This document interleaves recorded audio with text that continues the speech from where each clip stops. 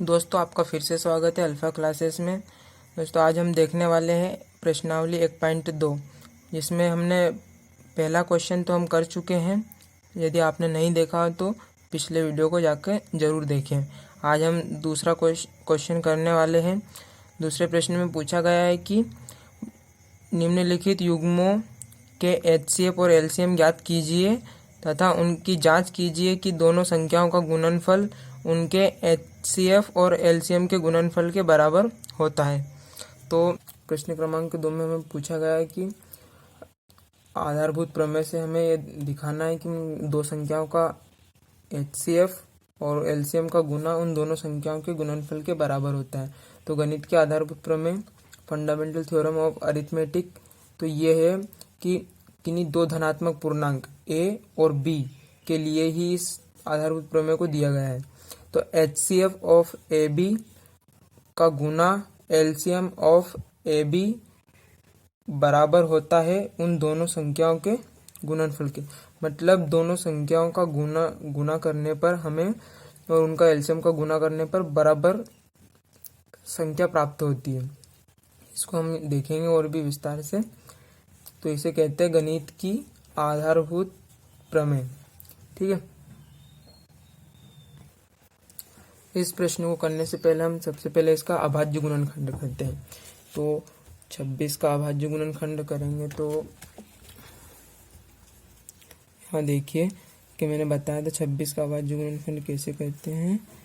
ये 26 है, इसको 2 से, 2 भी एक अभाज्य संख्या है, 2 एकम 2, 3, फिर यहाँ आ जाएगा 13, 13 एकम 13। ऐसे ही हम कर लेते हैं 91 का।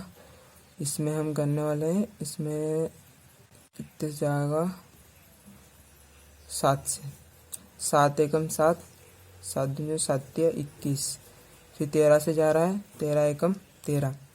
तो यहाँ पे हम 26 का लिख सकते हैं 2 गुना 13 और 91 का लिख सकते हैं 7 गुना 13। तो एलसीएम क्या हो जाएगा, एलसीएम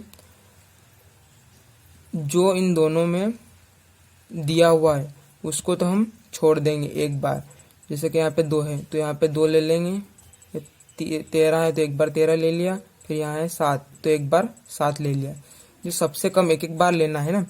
और एचसीएफ में क्या होता है कि जो दोनों में कॉमन है केवल उसी को लेना है। तो एचसीएफ में दोनों में ये कॉमन है, 13 कॉमन है, तो यहाँ पे हम 13 ले लेंगे।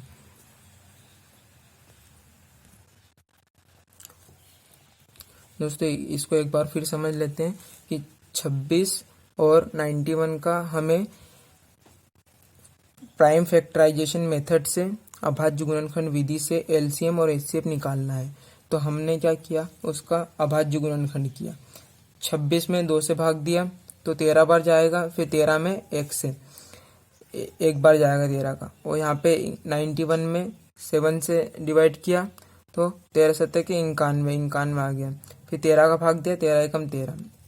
तो हमने 26 को इस तरह से लिख लिया 2 गुना 13। ठीक है। और यहाँ पे 91 को हमने लिख लिया 7 इंटू 13।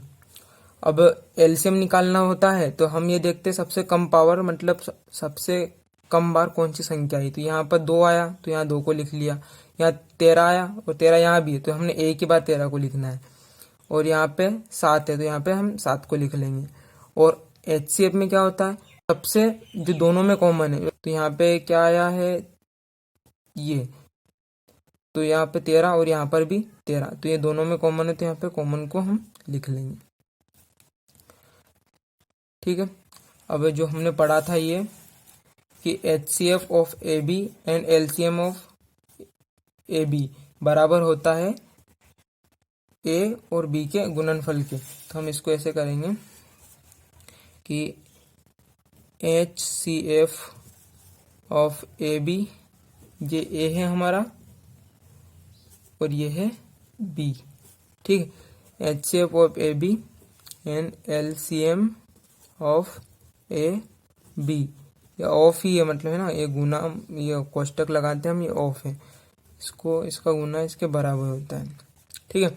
तो हम यहाँ रख देंगे। इसका मान क्या है, इसका मान है यहाँ पे दे रखा है अपने को ये 13, ये गुना में है, इसको भी गुना कर लेंगे।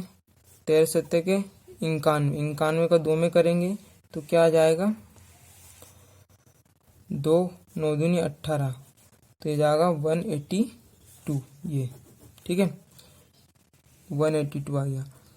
और ये ए और बी 26 गुना 91, तो इसका दोनों को गुना करेंगे हम तो हमें ये दोनों बराबर ही मिलने वाला, एक ही संख्या मिलने वाली। दोस्तों यहाँ देख सकते हैं कि हमने इसका गुना कर दिया है, 23 66 इधर भी आ गया और इधर भी गुना करने पर हमें 23 66 आ गया है।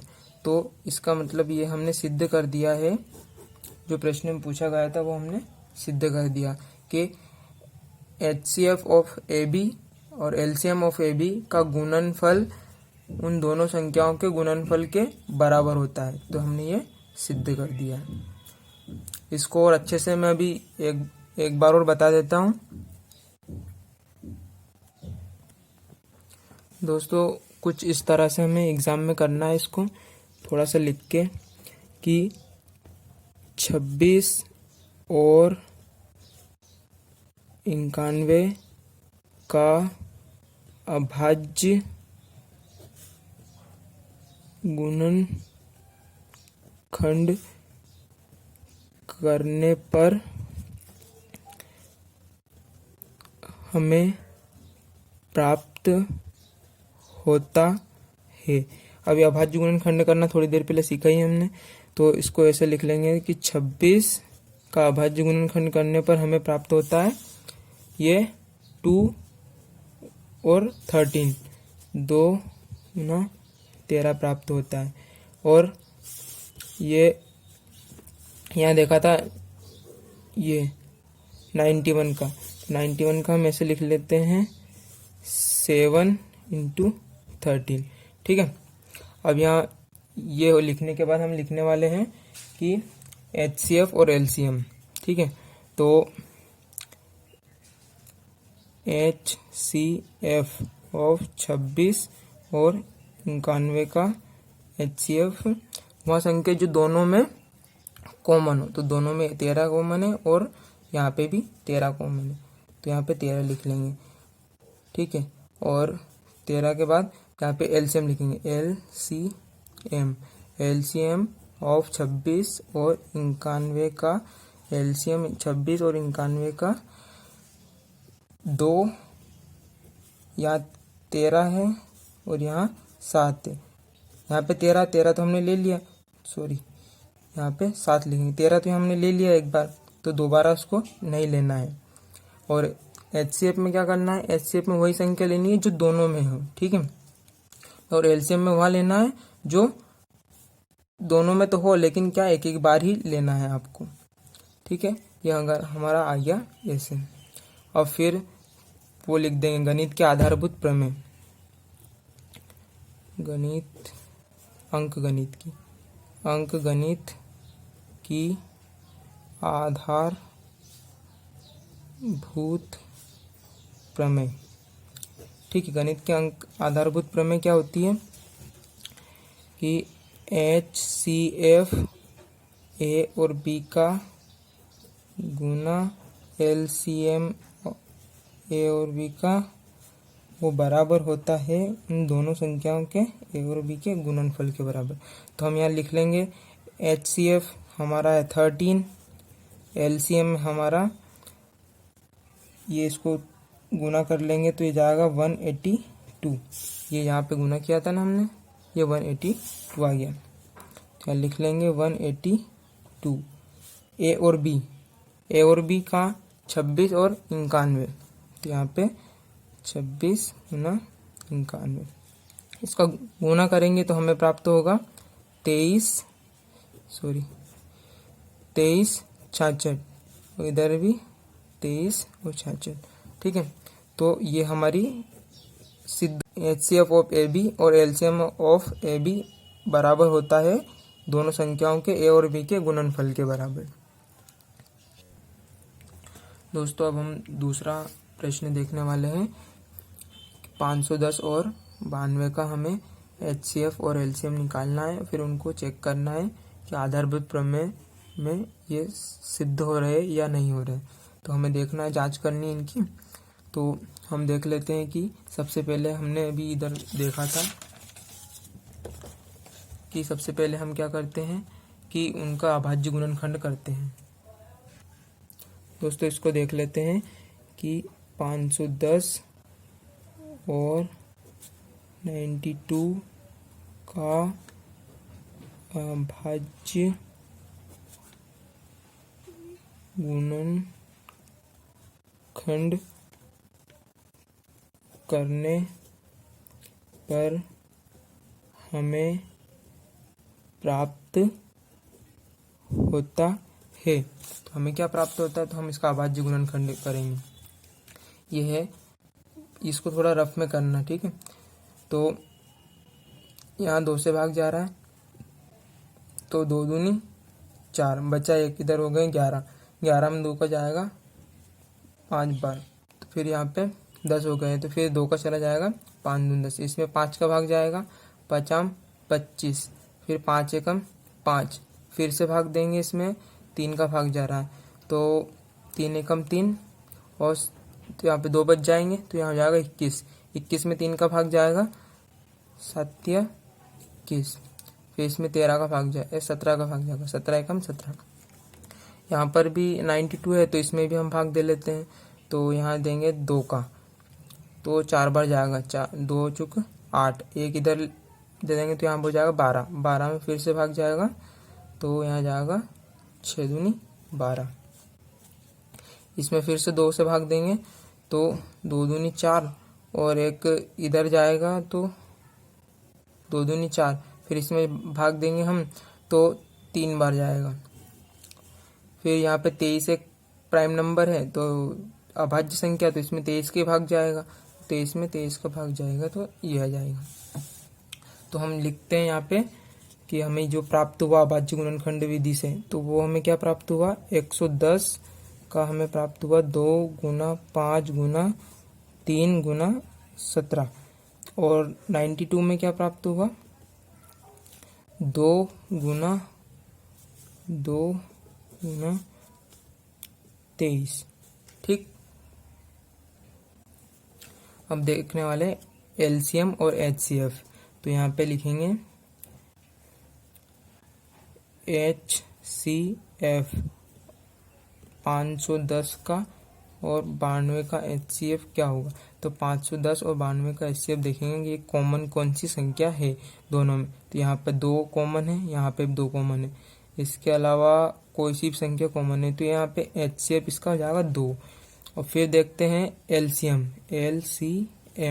और 510 का और 92 का LCM देखेंगे। तो यहाँ पर 2 है, तो यहाँ पे हमने 2 लिख लिया। अब यहाँ पर ये 2 है, यहाँ पे भी 2 है, तो यहाँ पे इस 2 को नहीं लेना है। अब यहाँ आएंगे हम 5, इसमें 5 नहीं है, इसमें 3 है, इसमें 3 है कहीं नहीं है, इसमें 17 है, तो इसमें 17 को लिख लेंगे। यहाँ पर 2 है, 1 2 तो हमने यहाँ ले लिया, लेकिन इस 2 को नहीं लिया, तो इस 2 को यहाँ लेंगे। ठीक है, यहाँ पे है 23। अब इसका मल्टीप्लाई कर लेंगे हम। दोस्तों यहाँ मैंने गुना कर लिया है, 23 460 हमारा ये आ गया LCM 510 और 92 का। ठीक है, अब हम जो प्रश्न में कहा गया है उसको आधारभूत प्रमेय से यहाँ पे ऐसा लिख सकते हैं, हम जानते हैं कि अंक गणित की आधारभूत प्रमेय HCF A और B का गुना LCM ऑफ A और B ये बराबर होता है उन दोनों संख्या के गुणनफल के। तो हम HCF लिख लेंगे 2 गुना, और LCM है हमारा 23 460। ठीक है, ये एक ही संख्या है ना, थोड़ा दूर लिखा गया, 23 460। और यहाँ पे A और B क्या है हमारा 510 और है 92। अब इन दोनों का गुना कर लेंगे और इन दोनों का गुना कर लेंगे तो हमें प्राप्त होता है, या मैंने गुना कर लिया है कि 46,920 यहाँ भी प्राप्त होता है और यहाँ भी 46,920 प्राप्त होता है। इसका मतलब हमने सिद्ध कर दिया है कि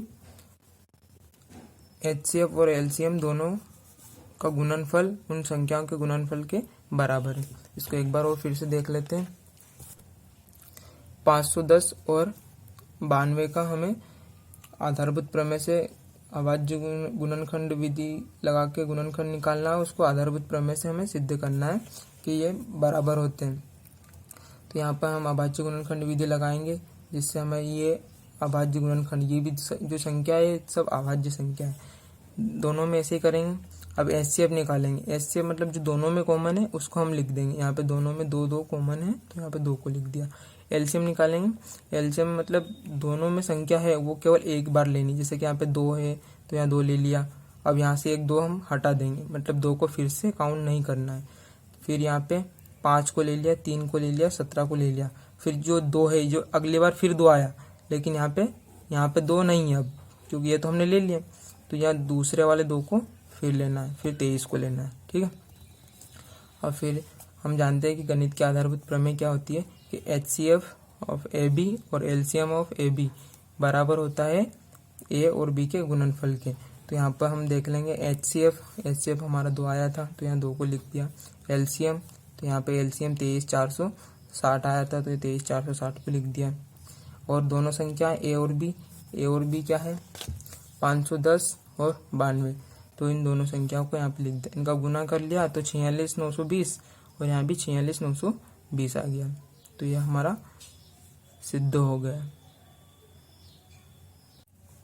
अब हम देख लेते हैं आखिरी सवाल हमारा इस प्रश्न का, प्रश्न क्रमांक 2 का आखिरी सवाल है, तीसरा सवाल।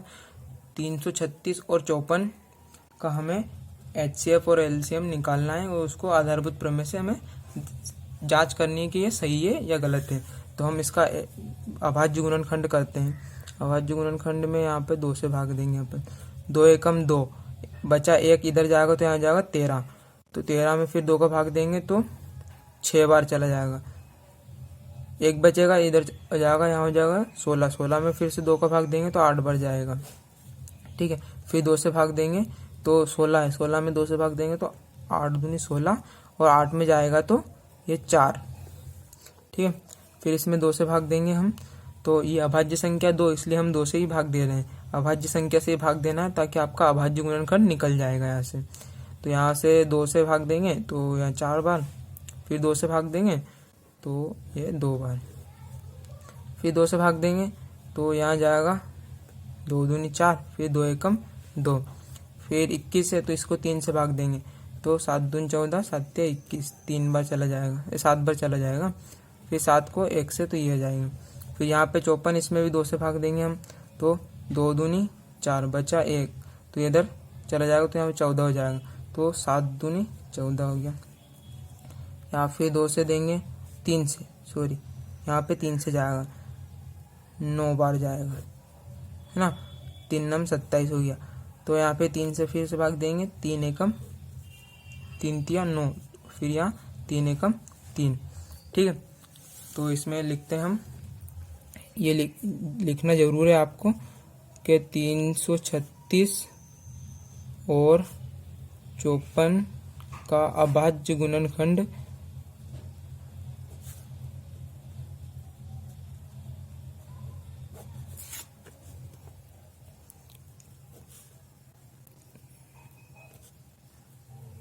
अभाज्य गुणनखंड करने पर या प्राइम फैक्टराइजेशन करने पर हमें प्राप्त होता है। हमें क्या प्राप्त होता है?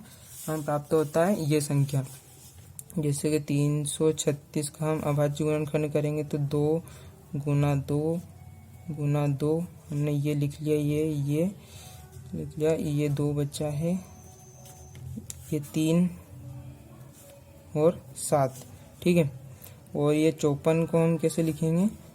2 गुना 3 गुना 3 गुना 3, ठीक है। तो ये हमारा हो गया प्राइम फैक्टराइजेशन, ठीक है। अब इसके बाद हम लिखेंगे HCF